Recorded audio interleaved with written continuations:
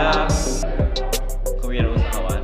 Di sini saya akan memandu jalannya cara presentasi tentang proses pembudidayaan waralaba. Baik, untuk mengefektifkan waktu, dilanjutkan saja untuk penyampaian materi oleh rekan saya. Yang pertama ada Tiara Apriani dan yang kedua ada Novi Handayani. Oke, langsung saja. Assalamualaikum warahmatullahi wabarakatuh. Saya Novi Aprianti sebagai pemateri 1 akan menjelaskan mengenai tahapan-tahapan usaha waralaba. Yang ke-1 yaitu persiapan sistemnya dahulu. Memang proses mempersiapkan sistem ini membutuhkan waktu, namun ada penyebab yang membuat sistem ini mengalami kegagalan. Maka dari itu tidak hanya beberapa bidang, namun ada beberapa hal yang harus diperhitungkan. Yang kedua, mulai menyusun metode pemasaran. Seorang franchisor bisa menyusun pemasaran dengan sangat baik, sehingga setiap bisnisnya bisa terus berkembang hingga pantas dijadikan brand khusus. Ketiga, mengecek ketersediaan dana. Modal menjadi salah satu wajib yang harus tersedia dalam sebuah bisnis. Maka ketersediaan dana ataupun modal memang sangat penting bagi pembisnis pemula. Yang keempat, menyusun proposal secara realistis. Cara membuat proposal terlihat lebih realistis hingga akhirnya memberi dampak lebih baik. Pembisnis pemula harus waspada penipuan sehingga proposal bisnis dibuat dengan memanfaatkan akal sehat dan kejujuran. Yang kelima, cermat dalam menentukan franchisor. Seorang pembisnis franchisor harus bisa cermat dalam memilih bisnis franchisor. Sistem penentuan merek franchisor sendiri harus bisa dimaksimalkan sehingga calon pembisnis tidak memberikan banyak tenaga untuk mendapatkan informasi kredibel. Yang keenam, jangan mudah tergoda oleh harga murah. Disarankan dalam proses membeli bisnis franchise oleh harga murah seperti ada promosi karena tidak memberikan hasil sempurna. Yang ketujuh, ketahui tujuan berbisnis franchise. Banyak calon pembisnis franchisor masih belum mengerti tujuan mereka melakukan bisnis franchise, sehingga ada pola kebiasaan yang menuntun mereka ke dalam konstruksi tersebut. Yang kedelapan, selalu meningkatkan reputasi. Jadi, prioritas utama dalam mengedepankan reputasi bisa dengan kualitas menu makanan hingga membuat inovasi baru kepada konsumen. Yang kesembilan, pastikan kualitas produknya terlebih dahulu. Setiap pembisnis harus bisa mendatangkan banyak konsep menarik dan menguntungkan. Yang selanjutnya yaitu syarat-syarat mendirikan usaha waralaba. Pertama yaitu membuat surat pendaftaran waralaba. Salah satu dasar hukum waralaba adalah membuat surat pendaftaran waralaba. Hal ini merupakan kewajiban bagi semua pengusaha yang mendirikan bisnis tersebut. Kedua, memiliki ciri khusus menarik. Sebuah bisnis yang memiliki keunikan pasti akan lebih cepat dikenal masyarakat luas. Ketiga, memiliki catatan keuangan. Sebelum memulai bisnis, cobalah untuk membuat pembukuan secara rutin. Dengan begitu, Anda bisa melihat dan mengetahui perkembangan bisnis yang Anda miliki dari waktu ke waktu.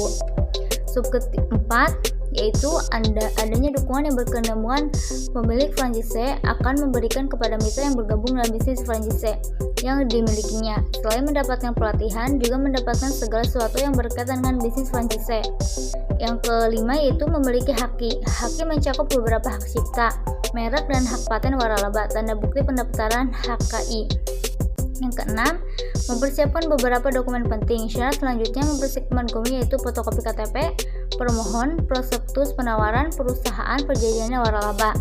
Yang terakhir yaitu memiliki SOP yang jelas. Menentukan SOP yang seharusnya memiliki beberapa tahapan seperti pembentukan tim khusus untuk membuat SOP, pembagian tugas setiap tim, mendokumentasikan jenis kegiatan, menyusun alur kerja, instruksi kerja, dan beberapa formulir pendukung, berdiskusi antara tim, uji coba SOP, evaluasi dan perbaikan.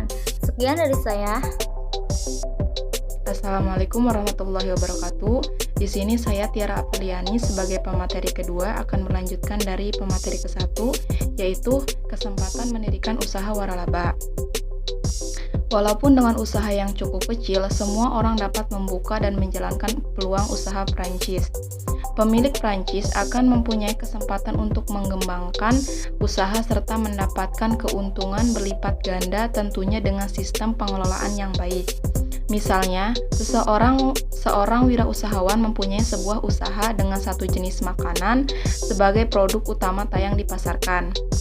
Membuka sebuah peluang usaha franchise untuk usaha wirausahawan tersebut merupakan cara yang efektif untuk sebuah perluasan usaha. Para pemilik franchise juga harus berperan serta secara aktif pada acara-acara daerah yang dapat menjadi peluang usaha bagi franchise untuk tampil dan dikenal banyak orang. Misalnya saja pada sebuah festival masakan atau jajanan. hal tersebut merupakan kesempatan emas untuk mengembangkan peluang usaha Perancis yang telah dimiliki. Para pemilik Perancis dapat memperkenalkan produknya pada sebuah orang, baik pelanggan maupun masyarakat yang mungkin berminat untuk menanamkan modal pada peluang usaha Perancis yang dimiliki. Materi selanjutnya yaitu keunggulan dan kelemahan Perancis. Bagian A, keunggulan Perancis bagi pemilik Perancisnya, yaitu sistem usaha dapat berkembang cepat dengan menggunakan modal dan motivasi dari pemegang Perancis. Yang kedua, daya beli kelompok usaha secara keseluruhan meningkat setiap kali dibuka cabang milik sendiri. Yang ketiga, hasil belum terlihat 1-2 tahun pertama karena pengeluaran masih banyak, tetapi dalam tahun ketiga, keempat, dan selanjutnya pengembalian investasi akan cukup tinggi. Kedua, bagi pemegang Perancisnya yaitu kemungkinan berhasil lebih besar dibandingkan jika memulai usaha dengan tenaga sendiri serta nama atau merek dagang sendiri yang masih baru. Yang kedua, Perancis turut menikmati reputasi, kekuatan, dan keharuman nama dagang atau merek dari Perancisor.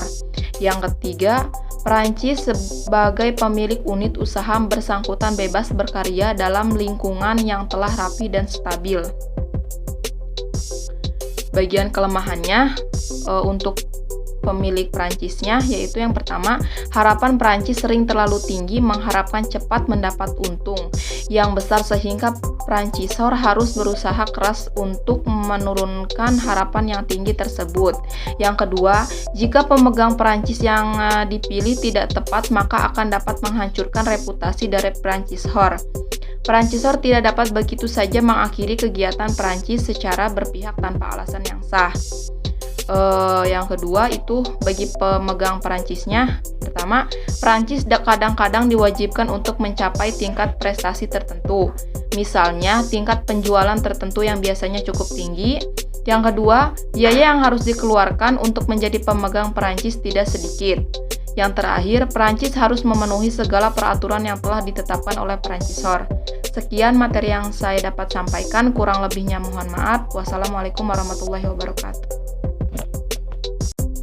Alhamdulillah, presentasi telah disampaikan, dan untuk rekan-rekan semuanya, khususnya Prodi PGSD kelas 1 C STGIP Muhammadiyah Kuningan, dilanjut untuk diskusi di WA. Sekian, mohon maaf atas segala kekurangannya. Akhirul kalam, billahi taufiq wal hidayah.